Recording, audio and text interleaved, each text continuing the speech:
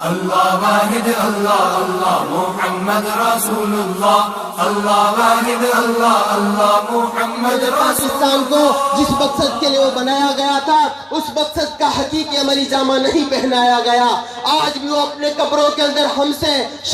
ہماری طرف شکوے کی نظروں سے دیکھتے ہوں گے، آج بھی وہ ہماری طرف شکوے کی نظروں سے دیکھتے ہوں گے، لیکن ان ظالموں کو ہم بتا دینا چاہتے ہیں قیامت کا دن ہوگا، جن لوگوں نے اس کے لیے قربانیاں دی تھی ان کا خون کبھی رائے گا نہیں جائے گا، آپ کا گریبان ہوگا ان کے ہاتھ ہوں گے، ہمارے بھی ہاتھ ہوں گے اور آپ کا گریبان ہوں گے کہ 70 سال ہو گیا، اس سے اوپر عرصہ گزر گیا، لیکن آپ لوگوں نے ہمارے پاکستان کے ساتھ، ہمارے وطن کے ساتھ، ہمارے دین کے ساتھ، ہمارے مذہب کے ساتھ، ہمارے دینی اداروں کے ساتھ غداری کی، دھوکے بازی کی، بے وفائی کی، ہر بار آئے، ہر بار ہمیں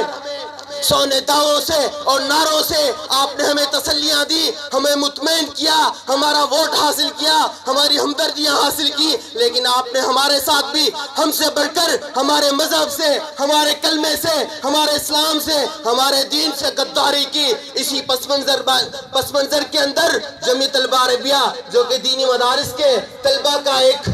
قافلہ ہے، ایک کارواں ہے، اس کی شورا نے یہ فیصلہ کیا ہماری بھی ذمہ داری بنتی ہے کہ ان لوگوں نے پاکستان کا تو رخ تبدیل کر دیا، پاکستان کا چہرہ چھلنی کر دیا، اس کو پاکستان کے رگ رگ کے اندر انہوں نے درد پیدا کر دیا ہے، اور دھرتی کے اوپر رہتے ہیں ہم جو پاکستان کے ساتھ محبت کے، الفت کے دعوے کرتے ہیں، ہم جو کہتے ہیں کہ اسلام امن کا پیغام دیتا ہے، محبت کا پیغام دیتا ہے، الفت کا پیغام دیتا ہے، اور یہ درس اور یہ سبق تو ہم حاصل کرتے ہیں، ہمارا حق ہے، علماء اکرام کا حق ہے کہ وہ کسی اسلامی ملک کی قیادت کرے، لیکن ان لوگوں نے ہمیں بھی مشکوک بنا دیا ہے، ہمیں بھی غیر محفوظ بنا دیا ہے۔ وہ ان دینی مدارس کو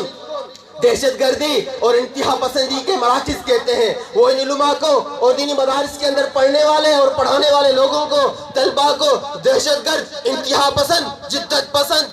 متشدد کہتے ہیں۔ کیوں نہ ہم اٹھیں، ایک آواز ہو جائیں، لوگوں کو پیغام دیں کہ ہمارا بھی اس دھرتی کے اندر حصہ ہے، جہاں دوسرا جو عوام ہے، دوسرے جو لوگ رہتے ہیں، جہاں وہ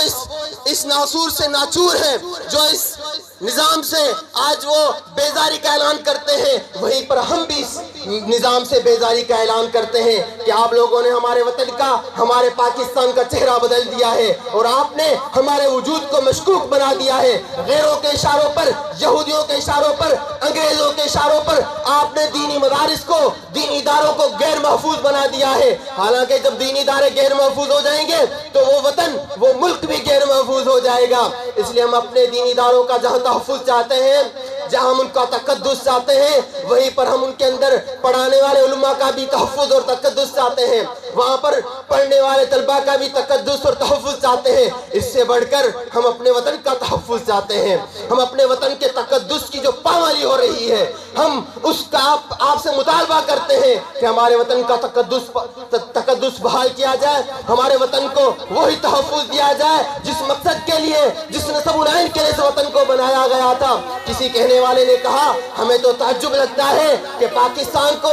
ہر آنے والے حکمران نے لوٹا ہے، لیکن اس جگہ پر کوئی اور ملک ہوتا وہ تہس نہس ہو چکا ہوتا، اس کا دھرتی سے